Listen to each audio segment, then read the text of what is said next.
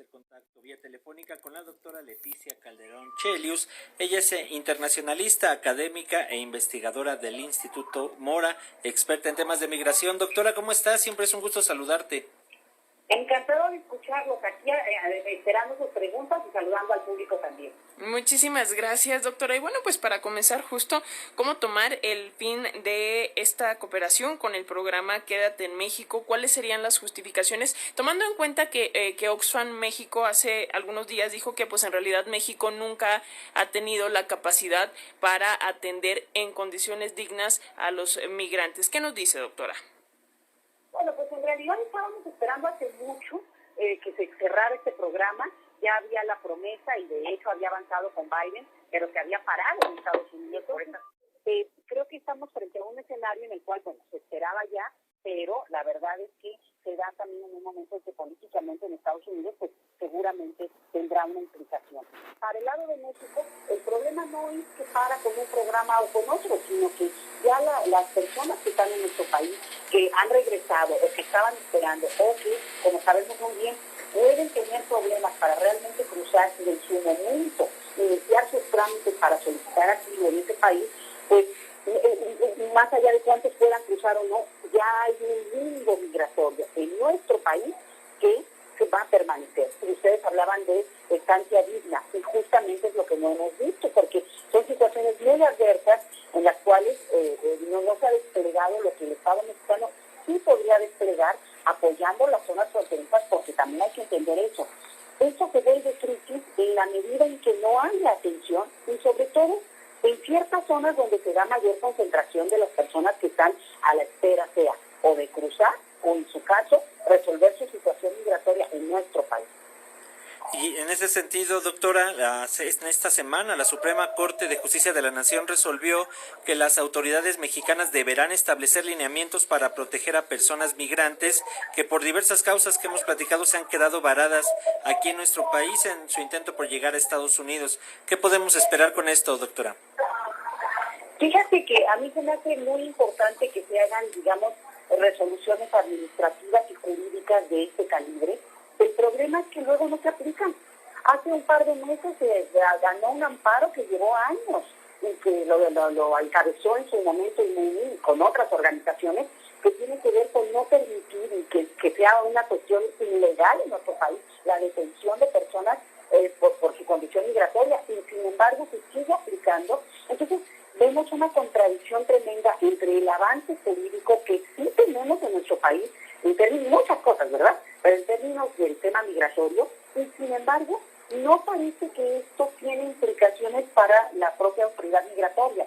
Entonces, ¿qué le parece? Pues muy bien, que sigan poniendo leyes, que sigan avanzándose en ese campo, pero me gustaría que eso se lleve al ejercicio real de los derechos de las personas, porque si no queda en una bonita letra, que, insisto, no es que ocurra nada más con el tema migratorio, pero desafortunadamente en este caso es muy visible que no aplica, diría yo, realmente de manera mínima, salvo a veces casos que se defienden y que logran ganarse y que entonces avanza, crea un precedente y sin embargo se sigue aplicando la discrecionalidad, el uso, digamos, personalizado de lo que podría ser digamos, la ley como la puede observar un servidor público, una policía que tiene cargo de migración.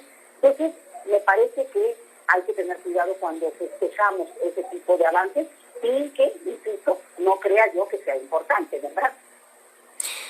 Doctora, con este contexto, bajo estas circunstancias, también podríamos esperar un aumento de migrantes en nuestro país ante la probable terminación de lo que en Estados Unidos llaman programas de estatus de protección temporal que han implementado para gente proveniente de El Salvador, de Nicaragua, de Honduras, porque Estados Unidos renovó el programa, pero solo para migrantes de Haití, dejando fuera, al menos tenemos el dato, a 300,000 personas que podrían ser deportadas. ¿Podemos esperar un aumento del flujo migratorio considerando estas circunstancias en nuestro país? Fíjate que yo creo que es muy probable que se empiecen a dar, digamos, cambios que tienen que ver no solamente con los mensajes que emite Estados Unidos en términos de los permisos sino muchas veces lo que se interpreta como que podría abrir cauces de migración o también cómo se maneja esa información en otras partes.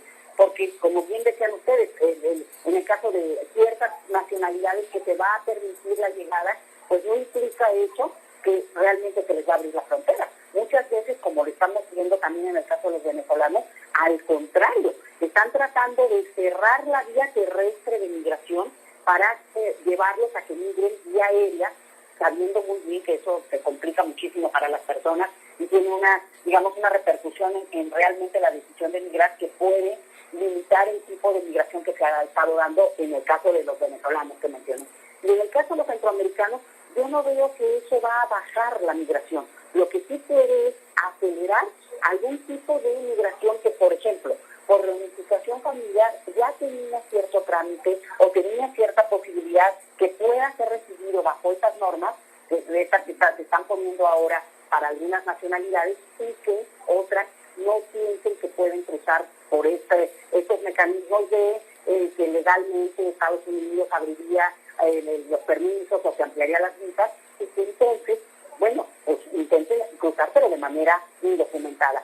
Eso es algo que nosotros tenemos que tener muy en cuenta, sobre todo en la medida en que, y eso hay que observarlo con mucho cuidado, en que la situación económica de los países de origen, en este caso de Guatemala, Honduras, El Salvador, sobre todo, ¿no?, que son los que tenemos mucho más cercanos, y el mayor porcentaje de migrantes que cruza por nuestro territorio sigue siendo de esos países. Bueno, en la medida en que la situación económica ahí se mantenga, digamos, inestable, pues sí, la migración seguirá aumentando, porque esto repercute obviamente en otras cosas como la violencia y también en la situación, pues, de incertidumbre para las personas. Sí creo que hay que tener como precaución, sin alarmarnos, porque no es que eso está viéndose en términos de aumenten de manera dramática, salvo estos chicos, como lo pudimos ver hace 2 semanas, con la presencia muy visible de las personas venezolanas, pero que también sinceramente no se lo estaban cruzando. Lo que pasa es que no las veíamos o no las queríamos ver. Claro. Doctora, finalmente, ¿cuál es tu opinión? ¿Qué nos puedes decir de la reunión que van a tener hoy y mañana John Kerry, el enviado especial para el clima de la Casa Blanca, y el presidente López Obrador? Pues se me hace muy interesante, digo, ya John Kerry es el amigo frecuente, ¿no?, de las visitas y las reuniones que tiene con los funcionarios mexicanos. Me parece que hay ahí un seguimiento muy puntual de lo que se va haciendo en el país. Evidentemente esto ha funcionado para algunas cosas, para otras claramente también Estados Unidos necesita a México. El hecho de que México tenga un papel de contención tan dura, tan ruda respecto a la migración, pues también tiene que ver con que lo ha usado como una moneda de presión hacia Estados Unidos, en presión simbólica, ¿eh? Porque ojalá que pudiera ser realmente una presión en el sentido de que políticamente fuéramos equiparables, pero no es el caso. Entonces, me parece muy interesante. Vamos a ver qué sacan en términos de sus, digamos, de los acuerdos que son públicos, para poder hacer un balance de esta reunión. Lo que sí insisto es que es muy interesante lo frecuente de las reuniones, ¿no? Lo mucho que se ven estos, especialmente a Kerry, visitando o recibiendo también a funcionarios mexicanos. Entonces, pues estaremos atentos y me encantará hablar de esto en cuanto tengamos los resultados. Pues ahí está, muchísimas gracias. Como siempre, doctora Leticia Calderón Chelius, internacionalista, académica e investigadora, experta en estos temas de migración. Como siempre, seguimos en constante comunicación. Le enviamos un fuerte abrazo. Muchísimas gracias. Un saludo a todos y buenos días. Buen día, gracias, doctora.